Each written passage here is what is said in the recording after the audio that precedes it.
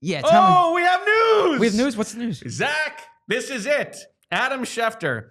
The Eagles are re-signing All-Pro Zack Baun to a 3-year, $51 million deal, including $34 million guaranteed. So 351 is 17 per year. That's a lot of cheddar. But as we expected, their number one priority would be Zack Baun.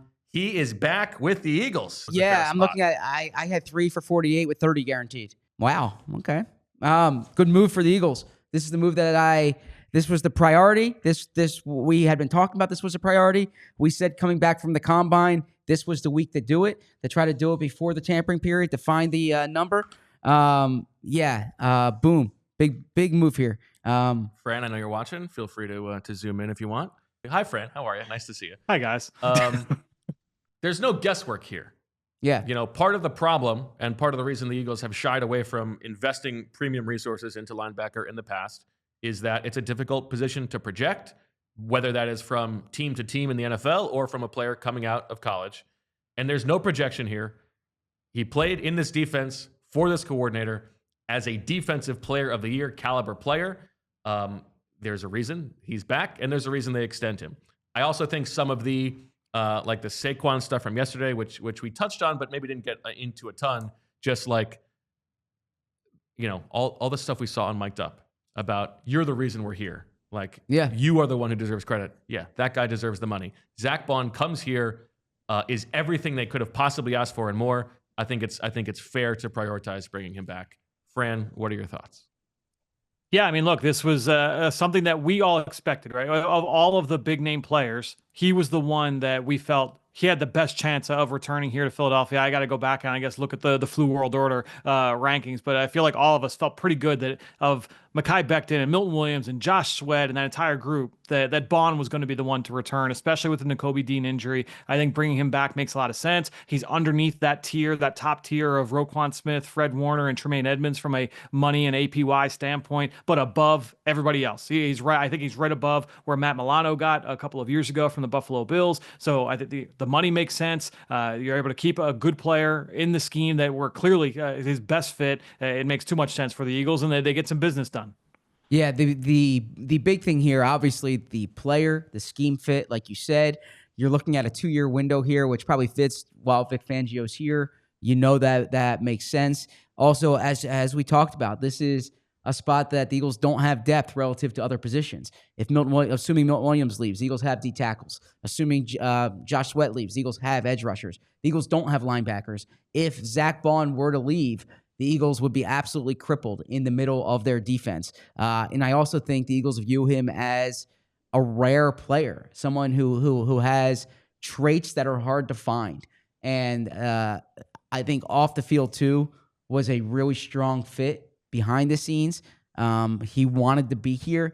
I know that there's, like Bo referenced, there's going to be a lot made to the fact that the Eagles are signing a linebacker. And it is, I don't want to say ironic, but for all the conversations we've had over the years about running back and linebacker, 2 consecutive days here, the Eagles, they signed the highest paid running back in the league, and they signed a linebacker to $17 million. And I think that shows you kind of the evolution of the organization's thinking in certain regards, but also how if you have a special player, you make a special exception. And I think Fran hit it on the head. I think the scheme part of this is really important. If Vic Fangio wasn't your D coordinator, I don't know if you're as aggressive making this move. Now, Fran, to that point, just can you speak to what was so special about Zack Baun in the middle of this defense? And I think part of it is obviously his flexibility and the way that he allowed Fangio to change fronts. But I think sometimes that gets a little bit overstated and undersells just how good he was as a middle linebacker. Yeah, there's a couple different layers there, right? So, yeah, the flexibility is certainly big, but we're only talking about, 8 to 10 snaps a game where it's like, oh, man, like, look at the way that he stemmed down and played the line of scrimmage right before the snap, right? Like, I agree with you that was probably a little bit oversold. It's important, but that's not the main reason. I think when you look at, obviously, the command that he showed of the defense, especially after Nakobe Dean went down, you kind of needed that solid force in the middle of the field there to be able to operate not just the run game, but also in the pass game. I mean, look, we all thought about what the value could be as a pass rusher.